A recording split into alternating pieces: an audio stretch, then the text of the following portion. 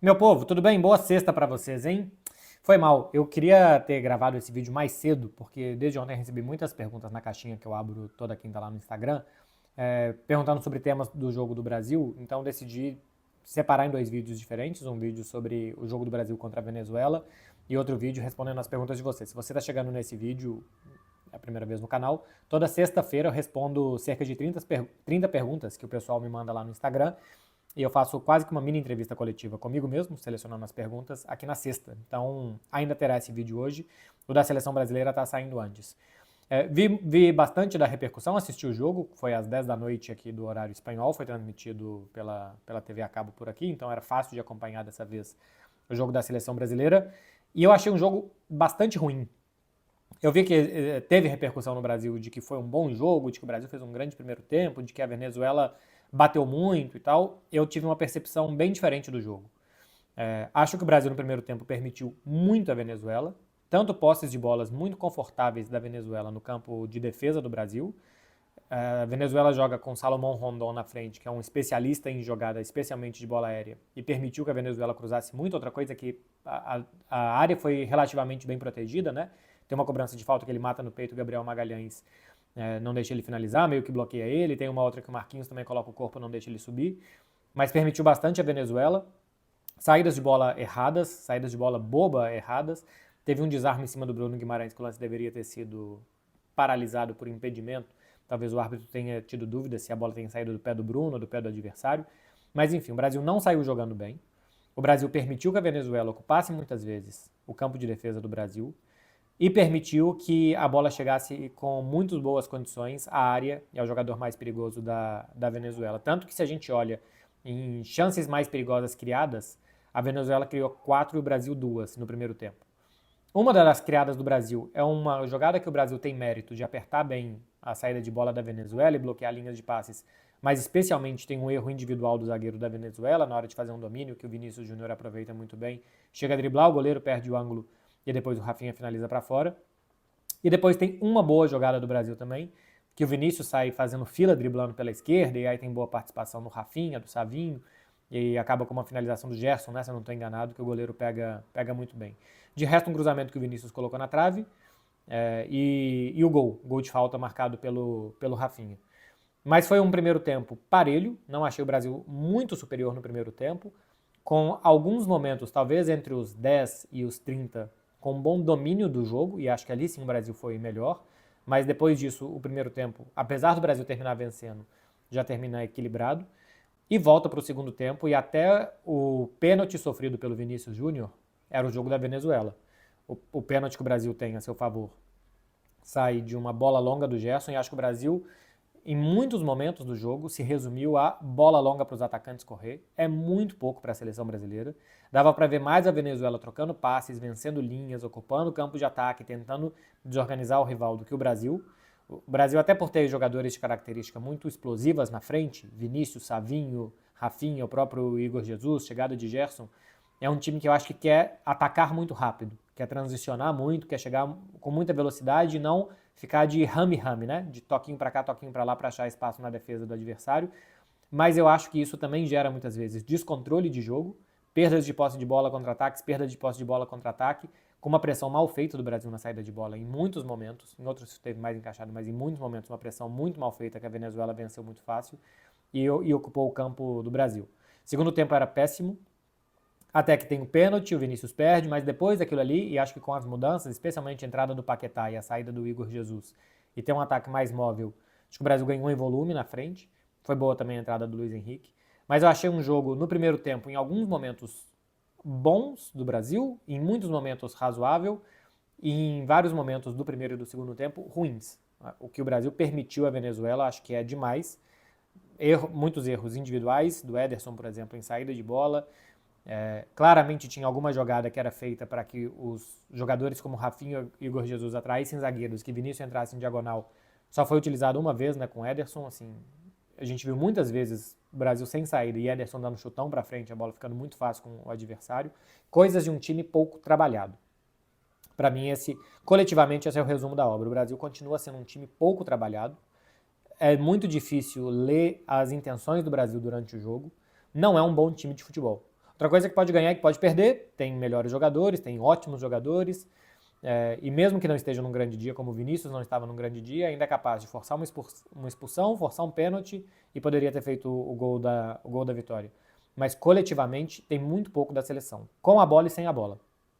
A sensação que dá é que fosse um time com mais poder de fogo do que a Venezuela, teria nessas 5 grandes chances que teve durante o jogo, né, no total, se a gente pega para ver, a Venezuela teve 5 grandes oportunidades criadas e o Brasil 4.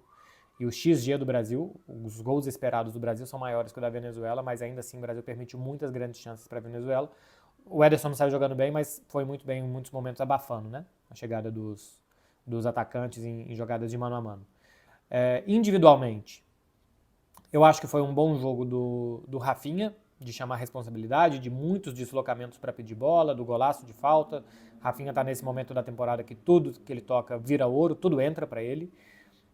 Um jogo bom do Savinho, depois acho que entrou o Luiz Henrique e por estar descansado e estar também num bom momento, também dava a impressão que as coisas passariam por ali. Pouco acionado o Igor Jesus no comando do ataque, acho que ele tinha muita responsabilidade nos movimentos. Gostei do jogo do Gerson, Gerson simplifica tudo que ele faz. E o grande personagem é o Vinícius Júnior, né? Talvez eu tenha chegado até aqui para falar do Vini. As coisas não saem para o Vini na seleção. É um jogador sem confiança, muito diferente do Real Madrid. A camisa eu acho que está pesando, a camisa da seleção está grande no Vini. E o que a gente tem que fazer então? Tirar o Vinícius Júnior do time pelo bem da seleção, que a seleção rende melhor sem ele? Eu não acho. Tem que apostar. Quanto tempo? O tempo que for necessário. Tem que apostar no Vinícius o tempo que for necessário. Porque ele é o melhor jogador do mundo, por mais que tenham votado para cá e para lá, e ele não tenha vencido a votação, mas acho que aqui estamos bastante de acordo de que o Vinícius foi o melhor jogador da última temporada. É o melhor jogador do mundo, é muito desequilibrante, está acostumado com pressão, não é que ele joga num time médio, pequeno, e que quando chega na seleção a pressão é grande demais, ele joga no maior clube do mundo, ele veio do Flamengo, ele está acostumado a grandes cenários, a grandes jogos, a decidir jogos importantes. Então, todo rótulo que se tenha que colocar, ou que se queira colocar em cima do Vinícius de pipoqueiro, de amarelão, de que treme na seleção, não. Por enquanto as coisas não estão saindo. Mas se tem uma coisa que quem acompanha o Vinícius Júnior dia a dia, quem vê os jogos dele no Real Madrid, percebe, é que tem vários jogos que o Vinícius não começa bem, às vezes ele faz um mau primeiro tempo, e é necessária uma jogada para ele ascender no jogo, crescer, e ninguém mais consegue parar ele. E eu ainda acho que é isso que falta para ele na seleção brasileira. Não uma jogada, mas um dia que ele se sinta bem, que ele faça um gol importante, um gol da vitória. Eu achava que teria sido contra o Paraguai na Copa América, ainda não foi. O jogo seguinte era contra a Colômbia, complicado, tomou um cartão, ficou de fora do jogo contra o Uruguai. Mas de um jogador desse não se desiste. Ponto final, não se desiste. Não tem outro melhor para a posição. O time não é melhor sem ele. Mesmo sem fazer um grande jogo, ele ainda é capaz de gerar muita coisa. A expulsão, por exemplo, que ele gera ontem para a seleção é forçada, o cara não agrediu ele e tal. Vinícius valorizou. Pensando do lado dele, deu certo, conseguiu expulsar o jogador da Venezuela, que tinha dado um tapa no Paquetá, que se bobear até merecia já o cartão vermelho. Então deu certo. Outra coisa é o rótulo que se cria em cima do Vinícius, de que simula, de que busca o adversário e tal. E vocês devem ter visto, não quero voltar no mesmo ponto de semanas atrás, mas procurem aí repercussão internacional do jogo do Vinícius e tem gente traçando muito de novo essa linha de que olha como ele simula, de como ele busca o adversário, de como ele procura a confusão, de que ele está sempre na confusão. Mas pensando no time dele, ele conseguiu forçar uma expulsão, conseguiu cavar, e não cavar de simular um pênalti, mas conseguiu provocar um pênalti e bateu o pênalti muito mal, muito mal. Vinícius já bateu pênalti em Barcelona em final de Supercopa, já bateu pênaltis muito importantes no Real Madrid. É um bom batedor de pênalti, o aproveitamento dele no Real Madrid é bom, e ele bateu mal na seleção. Acho que é um pouco da pressão, do momento e tal, e que por isso não entrou. Então o que tem que fazer? A próxima tirar? Não, insistir, cara. Insistir. Acho que ter convicção de que o Vinícius é um bom jogador e de que ele pode dar a volta por cima e de que a qualquer momento ele dará a volta por cima é continuar tentando, tentativa e erro. E depois de perder o pênalti, ele tentou algumas jogadas difíceis, não saíram, de um passe mais difícil, de um drible mais complicado, e ele continuou tentando, porque eu acho que é o que ele tem como natureza fazer e o que eu acho que é o certo fazer. Eu não concordo com esses rótulos que se colocam em cima dele e com uma possível desistência no Vinícius tão cedo. Não rende na seleção, precisa render mais, precisa começar a sair as coisas, mas eu não sou favorável a que se desista do Vinícius tão facilmente. Um bom exemplo para isso é o Rafinha, que está todo mundo elogiando, que está todo mundo maravilhado com o Rafinha, com toda razão, é um jogador transformado. Não que fosse um mau jogador temporadas atrás, quem acompanha aqui o canal normalmente sabe que eu já falei 1 milhão de vezes.